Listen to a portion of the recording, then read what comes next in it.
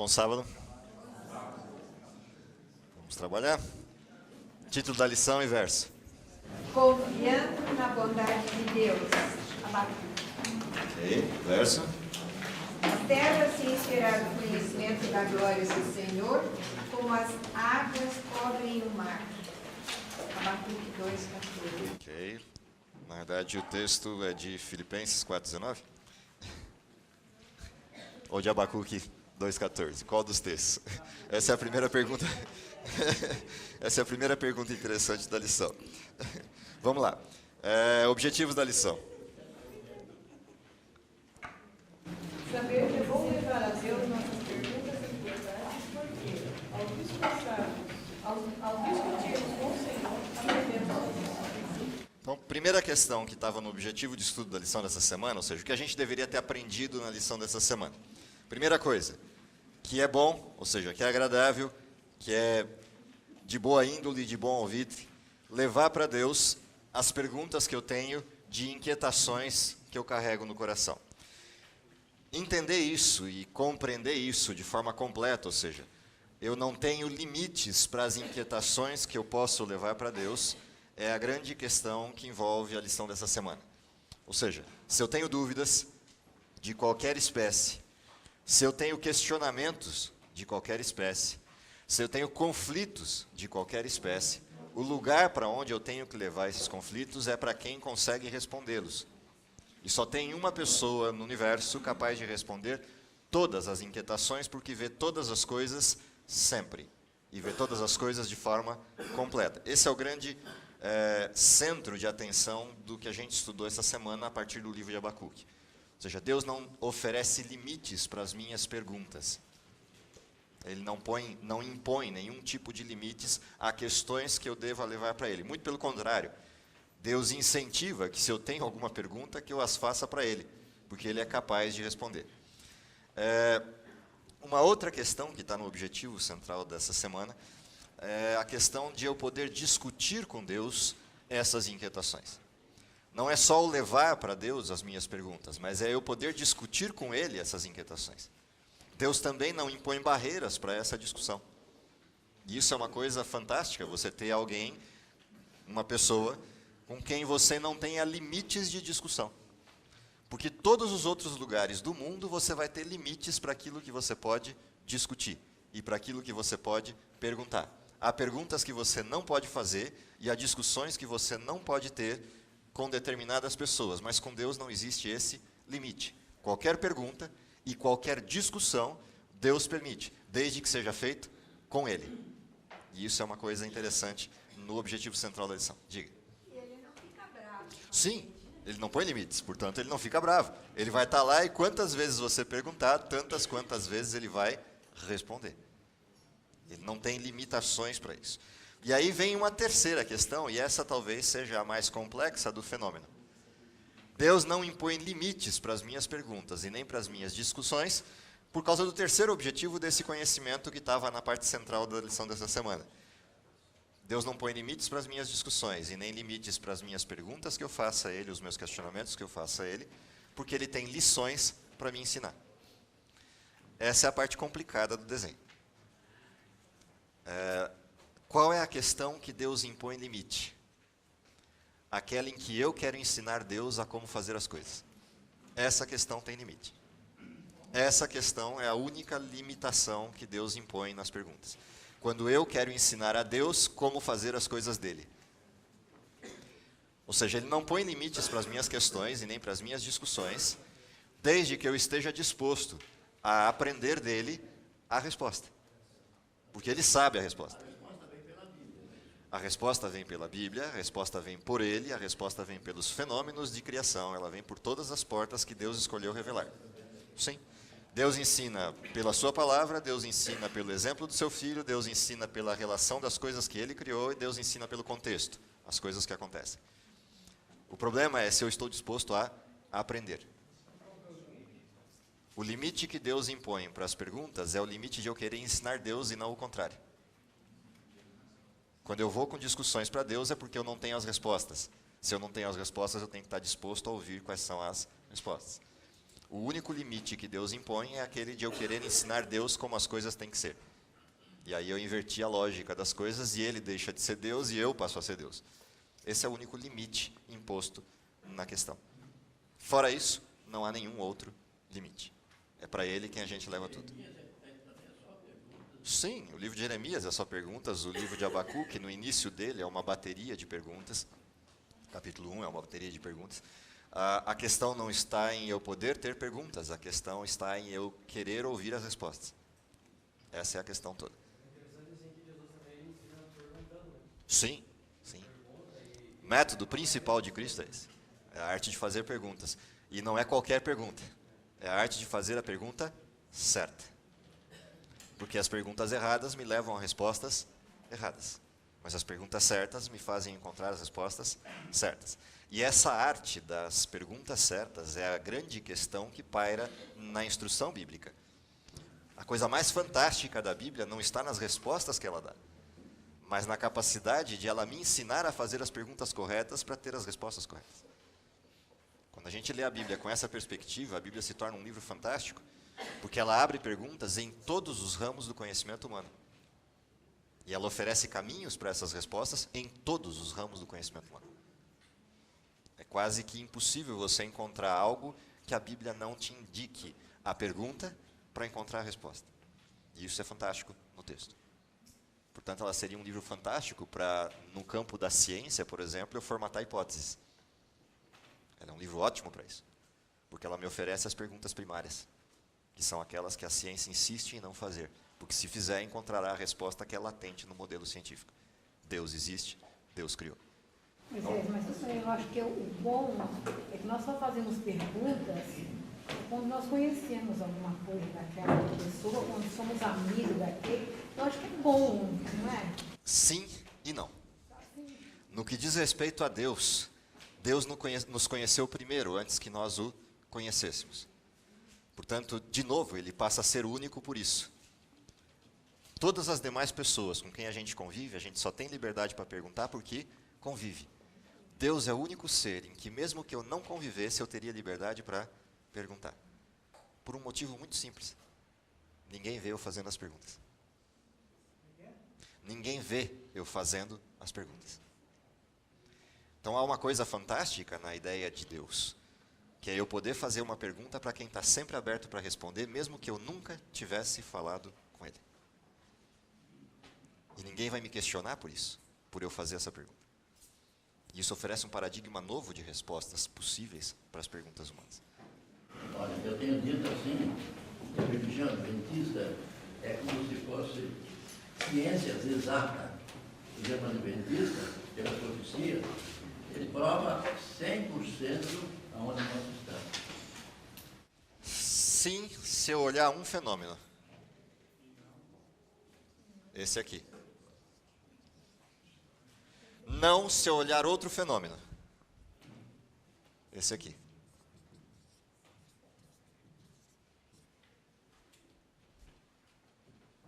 Se eu olhar esse fenômeno, ele é exato.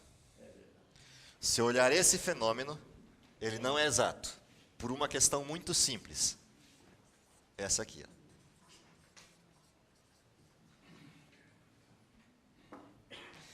Todo modelo científico, a partir do fenômeno cientificista moderno do século XIX, todo ele tem uma pergunta. Sim.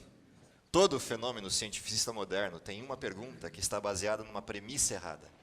E se a pergunta está baseada numa premissa errada, qualquer resposta que eu obtiver dessa premissa será sempre errada. Não importa quão científica ela seja. Esse é o problema com a questão de provas. Deus nunca se preocupou e nunca vai se preocupar em se provar, porque ele simplesmente não precisa. Quem precisa se provar é quem foi criado, e não quem é criador. Portanto, Deus não se preocupa com a questão da prova, porque Deus é, ponto. O problema é que eu não sou, eu estou. Eu fui criado, eu não sou. Para eu ser algo, eu dependo dele. Portanto, a pergunta primária da ciência já é uma pergunta equivocada aí. Não se baseia na coisa errada, ela faz uma pergunta inicial errada. Todas as outras perguntas que ela faz são certas, mas a inicial está errada. Então, se a inicial está errada, os fenômenos que eu vou ter da pesquisa estão inferidos numa premissa errada. Portanto, eles vão me levar a conclusões equivocadas. Quando eu abro a Bíblia, o que eu descubro de cara? A Bíblia não é um livro de fé cega. Se eu abrir a Bíblia em livro de Hebreus, e a gente leu o texto de Hebreus essa semana, o capítulo 11, o capítulo 11 de Hebreus começa dizendo o quê? O que é fé? Bom, se é um firme fundamento, é chão sólido. Mas é firme fundamento do quê? Daquilo que eu espero. Portanto, eu olho para frente e eu espero alguma coisa porque eu estou pisando em chão sólido. Onde é o chão sólido que eu piso? Esse. Eu olho para trás e o que eu tenho certeza? Tem alguém orquestrando a história. Então, quando eu abro o livro de Daniel e leio o livro de Daniel, o que eu descubro ao abrir e ler o livro de Daniel? Que em todos os tempos, Deus sempre teve controle absoluto da história. Deus sabe o que vai acontecer, antecipa para os seus filhos o que vai acontecer, simplesmente para dizer para eles o quê? Confia que eu continuo sendo Deus. Eu olho para trás para saber disso, para saber que Deus rege a história. Aí eu olho para frente, Deus fez promessas para frente. E aí o que eu sei? Se um Deus que nos últimos 6.000 anos cumpriu todos os parâmetros que ele disse que cumpriria, por que eu vou ter dúvida dos próximos parâmetros? É ciência exata quando eu olho história. Então, a questão está aí. Fé é o firme fundamento daquilo que eu espero, mas também é outro fundamento. É a certeza convicta do quê? Daquilo que eu não vejo. Por quê? O próximo texto vai dizer. Porque aquilo que existe é feito do quê? Daquilo que não é aparente. Portanto, aqui está a premissa que a ciência ignorou. Que é o verso 3. Pela fé, entendemos como tudo veio à existência. Portanto, a premissa de todas as coisas que está na ciência é fé. E o objeto dessa fé, alguém fez. Se eu deslocar essa premissa da pergunta primária, qual é a resposta que eu vou encontrar? É como o cachorro correndo atrás do rabo. Se eu vou do fenômeno para o próprio fenômeno, eu nunca encontro a resposta. E, curiosamente, isso é uma lei científica. É base das leis termodinâmicas da física. Mas se eu fico correndo atrás do rabo, pesquisando o fenômeno, eu nunca encontro o moto inicial. E eu não encontro porque simplesmente eu não quero encontrar. Porque se eu encontrar, o que eu vou ter que afirmar categoricamente depois que encontrar? Só ele tem a resposta da pergunta inicial. Eu só consigo observar os fenômenos. E usar os fenômenos. Esse problema básico das perguntas científicas me leva a esse problema de olhar para o mundo e não ter respostas. E é disso que Abacuque discute. É sobre isso que ele vem trazendo perguntas para Deus. Deus, eu olho para o mundo e o que eu vejo ao observar o mundo? Eu olho para o mundo e o que eu vejo é que o mundo vai de mal a pior. Pior. Eu olho para o mundo e vejo que o mundo vai de mal a pior, e o mal parece prosperar sobre o bem. Pior, eu olho para o mundo e vejo o mundo indo de mal a pior, o mal prosperando sobre o bem, e o mal impedindo aqueles que, de alguma maneira, se rendem ao bem, de executar suas funções. Isso é o que a gente vê no mundo. Essa injustiça não é uma coisa que nasceu hoje, essa injustiça é uma coisa que nasceu com o pecado. O desenho do pecado me leva a esse fenômeno de injustiça constante. E aí eu olho para fora e começo a me perguntar, onde é que está Deus no meio dessa confusão? Você abre a janela e você olha morte para um lado, desgraça para o outro, destruição para o outro, traição para o outro, ignomínia para o outro, premeditação para o outro. Tudo que você vê no mal parece ser absolutamente orquestrado, premeditado e desenhado por alguém que intenciona o mal. E parece que Deus não está em lugar algum e não está fazendo nada. Essas questões inquietavam Abacuque. Esse modelo inquietava Abacuque. E Abacuque olha para tudo isso e começa a questionar com Deus. A injustiça tem que ser combatida pela justiça. Mas Sim. quando a injustiça... A justiça não existe, a própria injustiça acaba combatendo a injustiça. Então vamos olhar esse desenho a partir das perguntas de Abacuque. Agora ele competiu comigo. Vamos lá. A questão que o pastor Neto levanta é: a injustiça tem que ser combatida com a justiça. Mas quando não há justiça, a própria injustiça combate quem? A injustiça. Esse é o desenho de Abacuque. Quem é que está combatendo a injustiça de quem deveria ter a justiça e não a praticou?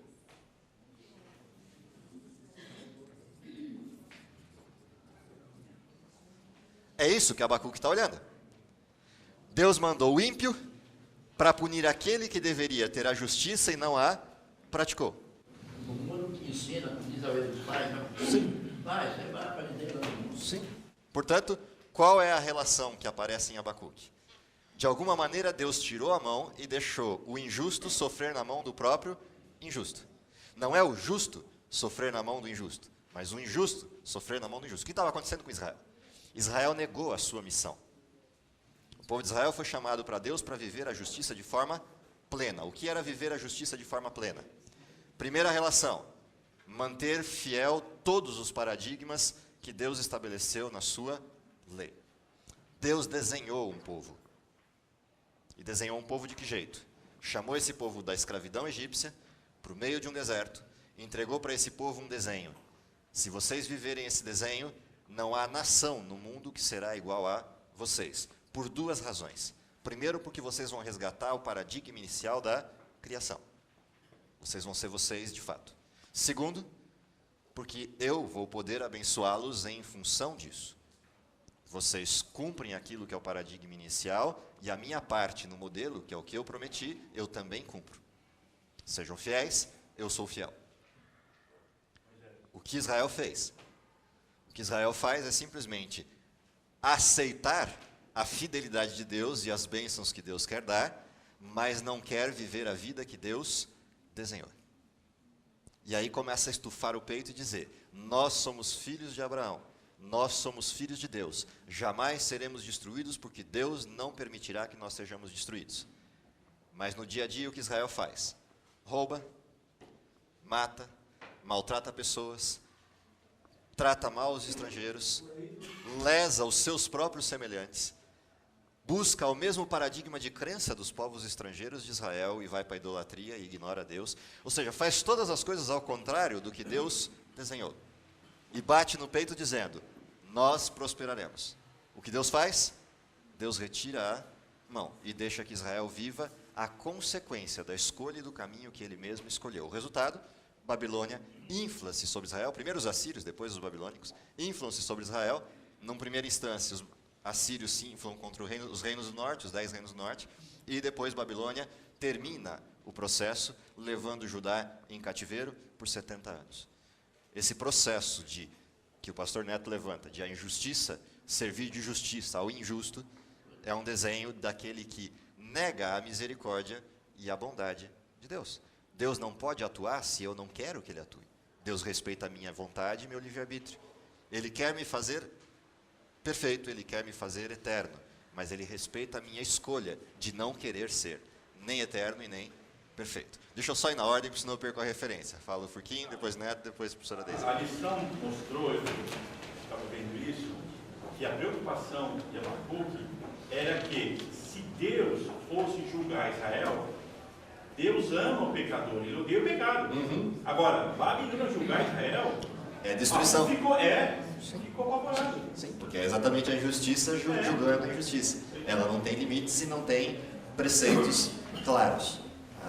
Pastor Neto, Eu digo, vindo para nosso tempo, hoje existe no mundo uma nação que é a polícia do mundo. E quase que segura a situação. E parece que a polícia fala enquanto ela está correta, vai sempre ser a primeira nação. Sim. A menos quando ela se unir com ninguém. Sim. Vamos pontuar isso daqui a pouco, não agora. Segura essa observação. Diga. O duro é que, junto com aqueles que foram levados para a Babilônia, que foram injustos, né, em Israel, tinham aqueles que eram tementes a Deus. Sim. E sofreram também. Sim, mas com um detalhe. O que eles fizeram com Babilônia? O que os justos que foram cativos para a Babilônia fizeram com a Babilônia? Qual era a promessa de Deus? Em ti serão benditas todas as nações da terra. Percebe que o desenho de Deus não mudou. O que mudou foi o desenho humano. Como Israel não cumpriu sua missão, o que Deus teve que fazer? Para que as nações da terra pudessem continuar sendo abençoadas, o que Deus fez? Tira o povo de onde está, porque ele está preso ao seu conforto e à sua situação de ignomínia e de pecado, e não muda. Desestabiliza esse povo, vai aparecer quem?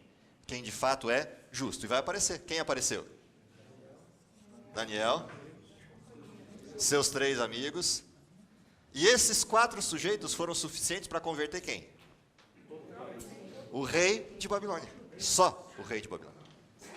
Pior, o rei de Babilônia emite um decreto. Qual é o Deus verdadeiro? Imagine um rei, cujo Deus é ele mesmo, para o povo da Babilônia, e agora ele emite um decreto abdicando de ele ser Deus. Eu não sou Deus. Deus é quem? O Deus de Israel é o Deus verdadeiro. E aqui em Babilônia, pratique-se isso. Nabucodonosor, rei de Babilônia, o invasor de Israel. 4 sujeitos foram suficientes para isso. Em Israel inteiro. Foi só os 4? Sob o ponto de vista de interferir diretamente, sim. Sob o ponto de vista de existir outros, sim, esses aqui são os que interferiram no modelo. Os outros estavam onde? Coadjuvantes do processo, fazendo o que todo cristão faz. Se ajoelha aí, ora. Esse é o desenho. Como Esther. Quem está atrás de Esther? Mesmo desenho. Só que agora, alguns anos para frente, no reinado de Assuero. Na véspera da libertação do povo de Israel definitiva, para retornar e reconstruir Jerusalém. Onde é que está o povo? Ajoelhado orando. Onde é que está Esther? No palácio, testemunhando. O suficiente para quê? Para um outro decreto. Que Israel seja livre e que Israel possa se defender naquilo que... Esse é o desenho. Quer dizer, Deus leva o povo para onde o povo deveria, por influência, ter exercido a sua missão. Não exerceu, Deus tira daqui e leva para lá. Isso tem uma consequência? Tem. Sofre-se a consequência? Sofre-se. Mas Deus mantém a sua promessa. Portanto, eles passaram por lá, não importa que entraram por fornalha de fogo, não importa que passaram por uma ameaça de cova dos leões, não importa. Deus continua no lugar onde sempre esteve. Voltaram, né? Foram poucos. Sim, Voltaram. sim. Quando Esdras e Neemias retornam, o que eles fazem? Resgatam todas as instruções de Deus, juntam essas instruções num texto e a gente recebe esse texto de presente, de lambuja, chamado Velho Testamento. Por quê? Manter a verdade de Deus presente no mundo. A grande questão que paira nas perguntas de Abacuque, e aqui sim, essa é uma lição que não é lição para passar, é lição para ler. Essa não é lição para discursar, é lição para ler os textos com a atenção que os textos merecem. Porque os textos são simplesmente incríveis, sejam os de Abacuque, sejam os dos comentários da lição. Essa é são textos para você fazer moldura e deixar espalhado pela casa para lembrar dos textos todo o tempo. É um melhor do que o outro. Tá? Não vai dar para passá-los todos, isso fica como tarefa de casa para quem não fez durante a semana, mas são textos para a gente pensar profundamente. Eu vou ler alguns deles, só para a gente pontuar algumas coisas importantes. Primeiro, a fé em Cristo. Esse texto está na Review and Herald de 5 de outubro de 886. A fé em Cristo, a qual salva, não é aquela representada por muitos. Creia, creia, é seu brado. Apenas creia em Cristo e você será salvo. Isso é tudo o que você tem que fazer. Embora isso seja verdade, sob o ponto de vista inicial da fé, essa não é a verdade completa. Qual é a verdade completa? Embora a fé verdadeira confie plenamente em Cristo para a salvação, só Ele salva, ela conduz à perfeita conformidade com a lei de Deus. Não adianta eu aceitar Cristo e não aceitar ser como Ele é. Isso seria falácia. Dizer que Cristo salva é verdade, Ele morreu por mim quando eu era pecador. Mas Ele morreu para eu continuar sendo pecador? Não. Fé tem como consequência a fidelidade. Se eu confio em alguém, eu sou fiel a quem eu confio. Se eu confio em alguém e nego tudo que aquele alguém é, isso não é fé, isso é disfarce, isso é dissimulação. Esse é o modelo de Satanás, não é o modelo de Cristo. Portanto, fé leva, consequentemente, à prática daquilo que Deus me pediu. E aí o texto termina dizendo assim, e o apóstolo João declara, aquele que diz, eu o conheço, mas não obedece os seus mandamentos, é mentiroso. A verdade não está nele. Isso está em 1 João, capítulo 2. Carta de João à igreja de Éfeso. A fé salvadora deve ser ensinada. Portanto, fé, apesar de ser um fenômeno, um modelo fenomenológico metafísico, ela precisa ser ensinada. Por que precisa ser ensinada? Porque tem um objeto físico da fé. A fé, ela é metafísica, mas o objeto da fé é físico. É Deus. Deus existe. Fé não é metafísica no vazio. Fé é metafísica porque é crer num Deus que eu ainda não vejo. Por uma razão muito simples. Ele é perfeito e eu não. Se eu vir a glória de Deus, a consequência natural da justiça de Deus sobre o pecado é destruição completa. Então, o que Deus faz? Na sua misericórdia, Ele tenta todos os motivos e meios possíveis para que eu mude o meu estado, para que um dia, puro de coração, eu possa ver a Deus. Bem-aventuranças. Bem-aventurados os puros de coração, por quê? Verão a Deus. Essa é a promessa. Dentro desse contexto, qual é a consequência? É o ato pelo qual o homem todo, ele, completo, se entrega à guarda e ao controle de Jesus Cristo. Portanto, há duas coisas das quais eu preciso. Eu olho para o mundo e o que eu vejo? Desgraça por todos os lados. Em quem eu descanso? Na proteção de Deus, na promessa de Jesus Cristo. Então, a primeira coisa, Ele me guarda, Ele me protege. Ele manda os seus anjos para que me protejam. Do quê? E aí vem a confusão humana. Deus nunca me prometeu proteger das aflições que esse mundo impõe. Ele me prometeu proteger do quê? Do mal. O que Deus me prometeu foi o quê? Me proteger do mal. O que é o mal? O pecado. Deus não me prometeu proteger das circunstâncias que o mal impõe. Por quê? O foco de Deus não está nesse plano. O foco de Deus está na eternidade. Esse plano é idiota, ele é imbecil. Por mais que eu viva nesse mundo, eu não vou passar de uma cadeia de 100, cento e poucos anos. Por mais que eu viva. E o plano de Deus não é essa miserável vida que a gente tem. O plano de Deus é a vida eterna, porque esse mundo não é o mundo de Deus. O mundo de Deus é o mundo que foi criado. No intervalo, vivemos o intervalo da escolha, de um buraco em que nós mesmos nos metemos. E Deus diz o quê? Eu estou com a mão esticada e eu quero te salvar. No mundo vocês vão ter aflições. Só lembrem, eu venci o mundo. Portanto, na minha vitória vocês podem ter vida eterna. Essa é a promessa de Deus. Se eu foco as coisas do mundo, as perguntas que eu faço para Deus são perguntas equivocadas, e quando eu faço as perguntas equivocadas, se eu as fiz para Deus, Ele vai me responder. Mas se eu fizer para o mundo vai me responder de outro jeito. E aí que está o problema.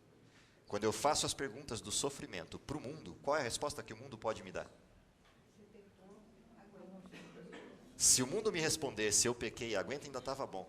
O problema é que o mundo me responde assim: o único jeito de sair dessa é você se virar. Positivismo. Ciência pós-moderna. Que ciência moderna? O modelo positivista moderno diz que a resposta está comigo e está dentro de mim. E o modelo divino me diz o quê? O mal acontece por causa do pecado e a resposta está em Deus. Deus é quem me liberta do pecado e me promete vida eterna. Não agora, mas lá. E aí, como é que eu posso ter certeza daquilo que eu espero? Fé. Fé por quê? Porque quando eu olho para trás, tudo que Deus prometeu, Ele sempre cumpriu. Quando eu olho as profecias são tão exatas que a precisão das datas é absoluta, ela não é relativa. Portanto, a promessa de Deus não é relativa, é absoluta. Quando Deus desenhou em Daniel, capítulo 2, toda a história do mundo dos próximos 2000 anos, e você olha para trás e vê ela acontecendo nas datas que Daniel escreveu, quando você vê Daniel 7, Daniel nomina os reinos, quando você vê Daniel 8, e Daniel identifica as pessoas dos reinos, quando você vê Isaías, 150 anos antes de existir o rei Ciro na Pérsia, antes dele ter nascido, e ele denominar o rei que vai libertar vocês, e o rei que vai resolver essa conta, é o rei Ciro, e ele vai nascer e será o rei da Pérsia. Quando Isaías define isso, 150 anos de Ciro sequer existir. E Ciro fica tão empolgado com o que ele vê em Isaías e no povo de Israel, que ele manda escrever isso num cilindro para ficar guardado para a história, de que ele aceitou aquilo porque alguém, 150 anos antes dele nascer, disse: isso vai acontecer e é você o sujeito. Não é à toa que Daniel permaneceu vivo depois da destruição de Babilônia. Quando Dario e Ciro entraram em Babilônia, eles queriam saber quem era esse sujeito. Quem eram essas pessoas que 150 anos antes dele existir tinham dito que isso ia acontecer? Ele precisava saber disso. E quando descobriu quem era, o que Daniel se tornou? Primeiro-ministro do reino de Dario, o rei Medo. Sai do reino Medo-Persa, do reino babilônico como primeiro-ministro, vai para o reino Medo-Persa como primeiro-ministro. Por quê? Porque não tem outro para escolher. Quem pode me desenhar a história como esse sujeito desenhou? E o que Daniel diz? Não sou eu, é Deus. É uma luz brilhosa, né? Sim, sempre. E brilhou tanto que quando Jesus nasceu, quem é que veio dar presentes para Jesus? Jesus veio para os seus, para os judeus, que deviam estar esperando ansiosamente pela vinda do Messias. Sabe quem veio receber Jesus? Os persas. Não foram outros. Magos persas vieram para receber Jesus. De onde eles descobriram que Jesus ia nascer? Os textos, os magos da Pérsia, os magos do Oriente. Quem é que veio visitar Jesus? Não foram os judeus? Não foi o povo de Deus? Quem veio visitar Jesus? Os pagãos, entre aspas.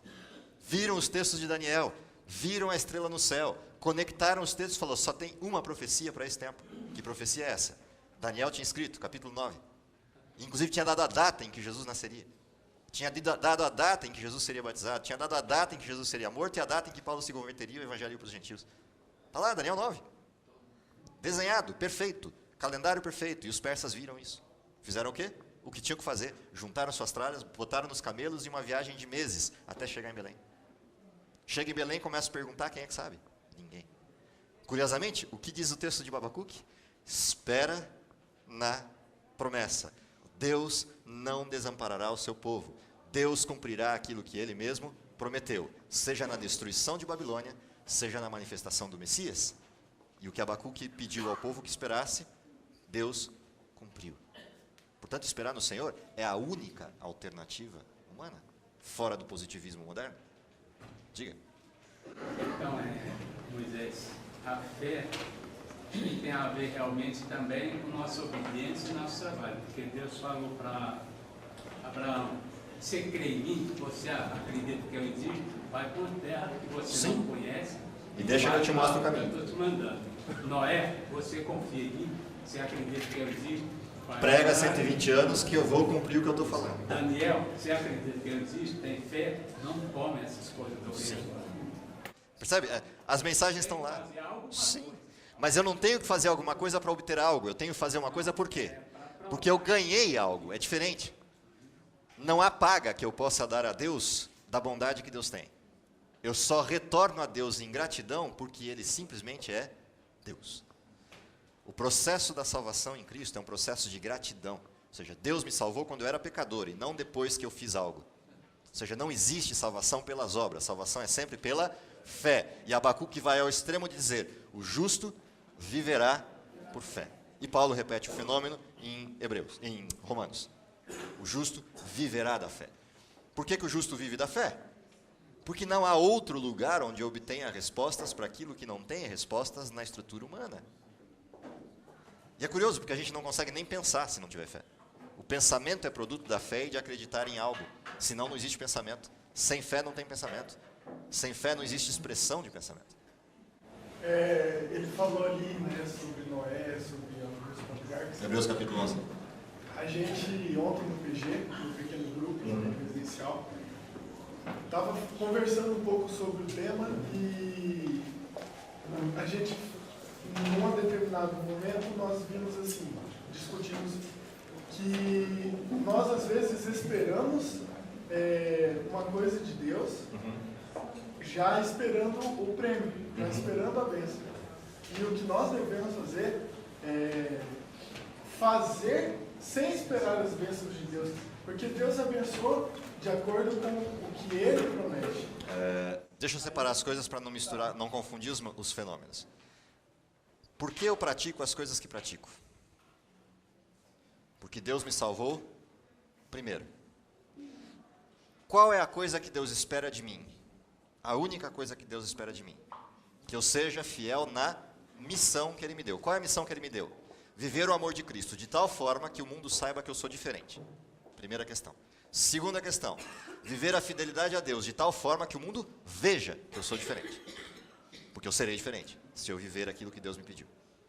Isso é o que Deus me pede como resposta a acreditar que eu fui salvo. O que Deus me pede de mim enquanto esperar? Que não importa o que aconteça, Ele sempre vai estar aonde? Do meu lado. Ponto. Então, há um perigo na frase que você formulou. Qual é o perigo? De que eu faça algo sem esperar que Deus faça a parte dele. Não. Eu tenho que ter certeza que Ele fará a parte dele. Não esperar. E nem não esperar. Não, eu sei que Ele é fiel e Ele vai cumprir. É a resposta de Jó à percepção de que não é o sofrimento que manifesta a distância de Deus, mas é a certeza de que Deus está do meu lado no sofrimento que manifesta a presença de Deus. Eu sei que o meu Redentor vive e que no fim se levantará. Que mais Jó tem certeza? Ainda que Ele me mate, nele confiarei. Por quê? Porque Ele já morreu por mim. Portanto, se eu morrer, eu só morro para que vida? Para a desgraça da vida do pecado, porque o salário do pecado é a morte. Mas o que é dom gratuito de Deus? Vida eterna em Cristo Jesus. Portanto, o paradigma do cristão é outro. O paradigma do cristão não são as coisas que o mundo faz e nem que deixa de fazer. O paradigma do mundo, do cristão, são as pessoas que estão no mundo que precisam conhecer quem? O amor desse Cristo. E eles só vão conhecer de um jeito: se encontrarem pessoas que vivam esse mesmo amor. O amor não é algo etéreo, não é um sentimento, o amor é uma decisão.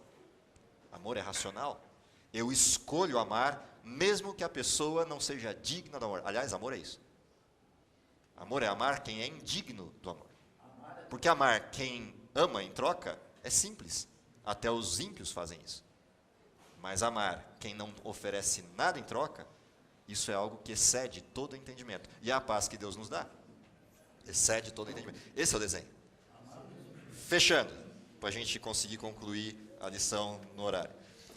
Duas coisas importantes. Primeiro, e aí na carona da sua observação, a paciência dos santos, o que ela é? Na verdade, os justos são persistentes na espera pela intervenção divina. Ele senta e espera. Senta e espera o quê? A intervenção de Deus. Ele faz o que precisa ser feito naquilo que é sua missão, mas sobre o ponto de vista da interferência, ele espera quem? Deus alterar o fenômeno. Na hora e do jeito que ele acha que deve alterar. Mesmo que vejam somente isso na segunda vinda de Cristo. E aí, na carona disso, vem o texto. Todos os que viveram antes de nós morreram na fé, sem ter obtido as promessas. Vendo-os, porém, de longe e saudando-as, confessando que eram estrangeiros e peregrinos sobre a terra. Esse é o fechamento do primeiro bloco de Hebreus 11. Todos os que vieram antes de nós tiveram a mesma perspectiva e a mesma certeza de que Deus cumpriria as suas promessas. Descansaram no Senhor, esperando o cumprimento final da promessa. Eu olho para trás e o que eu descubro? Deus cumpriu ou não cumpriu? Qual é a promessa de que Hebreus está falando? Todos os que viveram antes de Jesus morreram na esperança de que Jesus viria como Messias prometido e morreria para salvá-los. Pergunta, Deus cumpriu o que prometeu? Sim. E cumpriu na data que ele disse que viria. Nem um dia a mais e nem um dia antes. Na data que ele disse que viria, cumpriu. Para quê? Para me dizer que tudo que ele prometeu para frente também vai se cumprir. E aí eu olho o intervalo entre a morte de Cristo e o início da era pós-moderna e o que eu descubro? Tudo que estava desenhado para acontecer em todos esses períodos, início do período medieval, encerramento dele em 1798, modelo de implantação de justiça e juízo em 1844, todos os desenhos proféticos, eu olho e eles se cumpriram à risca, no dia exato em que Deus prometeu. E aí Jesus disse para mim o seguinte: eu vou voltar para te buscar. Eu vou duvidar disso? Se todas as demais promessas bíblicas se cumpriram na data em que Deus prometeu, eu vou duvidar disso? Seria insano. É como se eu tivesse o desenho estampado e falasse: não quero acreditar no que está para frente, só no que está para trás. É burrice. É viver olhando para trás. E Deus nos pediu para olhar olhando para frente. Creia na promessa.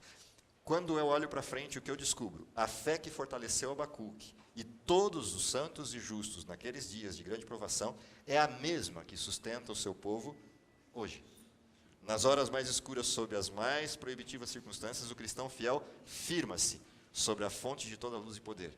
Dia após dia, pela fé em Deus, sua esperança e ânimo podem ser renovados. Mas aonde está a renovação? Na fé em Deus. Desliga isso, o que acontece? Desesperança, desamor, manipulação humana, tentativa de reversão por processos humanos, vai tudo por água abaixo. Os intentos humanos não dão certo sem um contexto trabalhado de Deus. Pode tentar tudo o que quiser, vai morrer na praia. E vai morrer na praia sem esperança, o que é pior ainda, num modelo de desespero que a maldade humana interfere, que a maldade humana infere. Quer dizer. Mais um texto. A obediência e a submissão às reivindicações de Deus são as condições apresentadas pelo inspirado apóstolo para tornar-nos filhos de Deus, membros da família real. Toda criança, todo jovem, todo homem, toda mulher foi por Jesus, mediante seu próprio sangue, salvo do abismo da ruína que Satanás impelia. Pelo fato de os pecadores não aceitarem a salvação que lhes é oferecida, ficam eles livres dessa obrigação. O fato de preferirem permanecer em pecado e ousada transgressão diminui-lhes a culpa? Não. Jesus pagou o preço por eles também. E eles lhe pertencem. Portanto, há uma responsabilização de retorno. Qual é? São propriedade dele. Se não prestarem obediência àquele que por eles deu a vida, mas consagrarem o seu tempo e suas forças e talentos ao serviço de Satanás, estão recebendo o seu salário digno, que é a morte. Ele lhes tornou possível aperfeiçoarem o caráter cristão mediante o seu nome, e vencer por si mesmos como ele venceu, em benefício deles. Ele lhes deu exemplo na própria vida, mostrando-lhes como devem vencer. Portanto, não tem desculpa de, eu sou pecador, eu não consigo. Não há desculpa. Porque o mesmo poder que propiciou a vitória de Cristo está à disposição de quem? De todos nós. O mesmo Espírito que guiou Cristo durante todo o seu ministério, infância, juventude e ministério, é o mesmo Espírito que está disponível para quem? Para todos nós hoje. Em nós mesmos, de fato, isso é fato. É impossível vencer qualquer coisa. Mas em Deus, é possível a vitória plena sobre o pecado. Em Deus. Nunca à parte dele. Nunca separado dele. Vi também quanto o povo de Deus tem sofrido por causa da verdade e que considera o céu muito fácil de alcançar. A perspectiva do cristão é essa. Ele vê o mal, ele vê a desgraça se avolumando, mas ele olha o céu e fala, é muito fácil ir para o céu. Por que é muito fácil ir para o céu? Porque eu sei que o meu Redentor vive. Ainda que a figueira não floresça, ainda que toda a terra negue os seus frutos, o que eu tenho certeza? Deus continua ali. Que a esperança de Abacuque, que o exemplo desse texto, que para mim é o texto mais bonito do livro, ainda que a figueira não floresça, nem haja fruto na vide, o produto da oliveira minta e os campos não produzam mantimento, as ovelhas sejam arrebatadas do aprisco e nos currais não haja gado, todavia eu me alegro no Senhor. Exulto no Deus da minha salvação. O Senhor Deus é a minha fortaleza, faz os meus pés como os da corça e faz andar-me altaneiramente. Ao mestre de canto, para instrumentos das suas cordas. Não importa qual seja a desgraça em que o pecado nos meta, Deus continua sendo o Deus da nossa salvação. Por isso, o coração se enche de paz, mesmo em meio a toda a aflição que o mundo impuser. Porque o coração do cristão não olha para o mundo. O coração do cristão olha para o que Deus quer fazer com as pessoas em sua plena salvação. E, portanto, nessa esperança, descansamos. É difícil? É. É complicado? É. Mas, ao mesmo tempo, é absurdamente simples e fácil quando o olhar se desfoca disso e olha o Deus atrás desse cenário. A misericórdia atrás desse cenário. E aí, em vez de um olhar de tristeza e de desavença ou de desespero, é um olhar de dó, de piedade e de misericórdia na atuação do que eu posso fazer para que as pessoas percebam que estão indo de mal a pior e que é tão simples aceitar Deus e ir de mal para melhor. Que essa seja a nossa esperança, a mesma de Abacuque, e que reja o nosso coração. Fala, pastor, e vamos orar. Deixa eu só responder a pergunta do pastor Neto. O pastor Neto falou, existe um modelo mundial, isso é bíblico, está em Apocalipse capítulo 13. Existe um modelo mundial de manutenção da paz do mundo. Que modelo é esse? Curiosamente, é o modelo que suscitou a reforma do período medieval. Esse mesmo modelo que sustentou a liberdade em Deus e a liberdade do exercício da fé e da leitura do texto bíblico, é o que hoje é imposto por Deus como modelo de injustiça, defendendo a justiça no mundo de injustiça. Até quando? Até quando essa injustiça chega ao seu ápice. E aí esse modelo ruirá. Isso é fácil de observar na história. Olha a história medieval, a transição da história medieval para o novo mundo, a expansão da liberdade e democracia do novo mundo, que propiciou a liberdade da leitura do texto bíblico, e é hoje quem rege a liberdade do mundo, Estados Unidos da América. Apocalipse 13, segunda parte. Quando você olha para esse paradigma, é a única constituição do mundo que ainda permite a liberdade de forma plena, absoluta e completa, de crença, fé e doutrina. Até quando? até quando a corrupção também atingir essa mesma fé. É a única Constituição do mundo cujo Deus Criador está presente nela, na Declaração de Independência. Se você abrir a Declaração de Independência americana, ela começa atestando que nós somos uma nação que respeita o Deus que criou todas as coisas. O dia que isso for negado, infelizmente, a mão de Deus também terá que ser retirada disso e a destruição virá. Apocalipse 13 e Apocalipse 17 se cumprirão na íntegra, como se cumpriram no estabelecimento desse mesmo poder, inclusive nas datas e no período de descrição. Que Deus nos abençoe para que a gente tenha essa perspectiva de futuro como modelo de salvação.